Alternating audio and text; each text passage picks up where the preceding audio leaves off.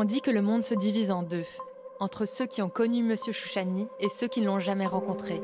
Ce parfait inconnu, ce vagabond aux allures de clochard qui a vécu dans la misère et est mort dans l'anonymat, était en réalité un roi déguisé, un prince exilé, un homme à l'esprit immense et au savoir démesuré, un maître et un prophète, un homme qui vous trouble et vous habite pour l'éternité.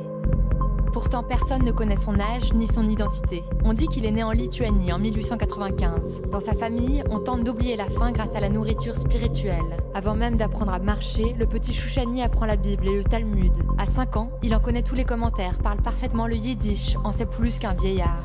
De la théologie, il est un petit Mozart. Son père décide de tirer de son talent de l'argent. Il exhibe son fils sur les marchés et dans les synagogues. La foule se presse pour entendre l'enfant prodige réciter les livres sacrés, jongler avec les cantiques, les psaumes et les versets. De ville en ville, il devient une célébrité. Et son père amasse les sous. Aux États-Unis, il fait fortune. Le jeune Chouchani ne supporte pas le commerce de son savoir. Alors, il fuit loin.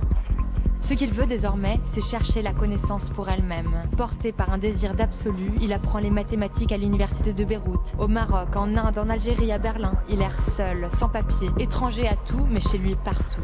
Il inspire la fascination, la peur et l'admiration. Au fond de son être, il ressent que l'exploration de l'inconnu est le plus grand plaisir de l'existence. Il se sent porté par une quête qui le dépasse.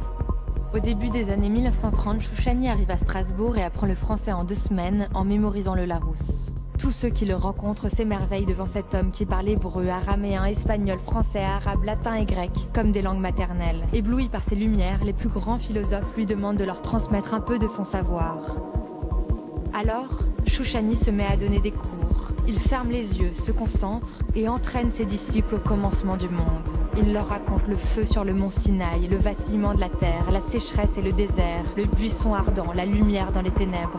Chacune de ces phrases s'enchaîne comme de la poésie, s'imbrique comme une œuvre d'art. Comme s'il s'agissait d'une substance sacrée, ses élèves boivent ses paroles, prêts à s'agenouiller pour qu'il continue à parler. Ce ne sont plus des leçons mais des révélations, un torrent jaillissant d'une source inépuisable, violente et sublime, une tempête de l'âme qui ébranle toutes les fondations, force à sortir de son corps, comme si les cieux soudain s'ouvraient au-dessus de soi. La chemise sale et froissée, le chapeau cabossé, le regard sombre et brûlant, il dort chez ses disciples, sans bagages et sans attache. La nuit, il se relève parfois, pris de faim subite, il engloutit goulûment des kilos de lait concentré et des saucisses fumées. Qui est-il vraiment? Personne n'ose l'interroger. On l'appelle l'homme déraciné, suspendu en l'air. Parfois, il s'emporte. L'humour féroce, il sourit impitoyablement, s'énerve contre ceux qui prétendent avoir tout compris. Le visible n'est qu'une vue de l'esprit, répète-t-il en citant Job. Nous ne sommes nés qu'hier, c'est la raison pour laquelle nous ne comprenons rien. La guerre éclate. Chouchani est arrêté par la police de Vichy. Il se fait passer pour musulman. Il connaît si bien le Coran qu'on le laisse partir. Arrêté de nouveau, il prétend être professeur de mathématiques et soumet son interrogateur à un problème si complexe qu'on le croit encore sur parole. À travers l'horreur de la guerre, il passe comme une ombre fantomatique. Les âmes meurtries par la Shoah, les esprits mutilés par le génocide. Monsieur Chouchani leur redonne le goût de vivre, comme un émissaire envoyé sur Terre pour restituer la flamme originelle. Au lendemain de la guerre, il fait d'Emmanuel Lévinas et d'Elie Wiesel ses nouveaux disciples. Devant leurs yeux éblouis, étourdis par le vertige de l'esprit, il fait surgir la clarté de toutes les obscurités. Lévinas écrit « Tout ce que je publie aujourd'hui, je le dois à Monsieur Chouchani. Cet homme-là qui a l'aspect d'un clochard, je le place à côté d'Husserl et d'Heidegger. » Qui est-il cet homme qui fait trembler les façades de la connaissance, qui n'habite nulle part, n'a jamais connu de femme?